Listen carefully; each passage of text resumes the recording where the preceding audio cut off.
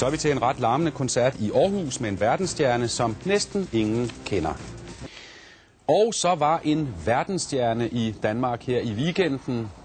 Han er den største på sit specielle, nogen vil sige lidt syrede område. En musikstjerne, man i hvert fald ikke kan beskylde for at lefle for den brede og traditionelle smag. Vi skal en tur til Aarhus og et propfyldt ridehus, hvor vi skal møde 800 udvalgte, der går fuldstændig i ekstase. Med sine 52 år ligner Goagil en mellemting mellem en indisk guru og en bedstefar, men han har tag i de unge. Goagil, han er, hvad der må siges at være et unikum inden for trance-musikken. Han er jo en af de første, der startede festerne i Indien i Goa, ikke? Hvor det hele stammer fra, kan man sige. En hippie fra USA, der i 60'erne slog sig ned i Indien. På strandene i Goa blev der spillet syret rockmusik, der op gennem årtier har udviklet sig til de techno-genre, der findes i dag. Goagil har været med hele vejen. Musikken er blevet religion, og han fylder dansestederne overalt i verden. We call the concept redefining the ancient tribal ritual for the 21st century.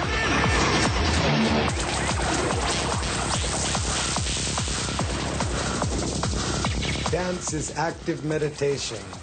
When we dance, we go beyond thought, beyond mind, and beyond our own individuality, to become one in the divine ecstasy of union with the cosmic spirit.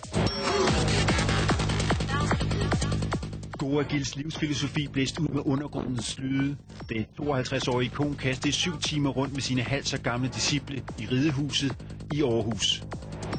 Wherever I go, I try to give my everything and speak to the people through the music and give them an experience that they will remember.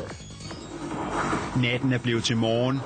Den 52-årige kunstner kaldt frem til endnu et ekstra nummer foran de 800 mennesker. Næste optræden bliver på hjemmebane i San Francisco. Derefter drager verdensstjernen videre til Japan. Audiensen i Danmark er forbi.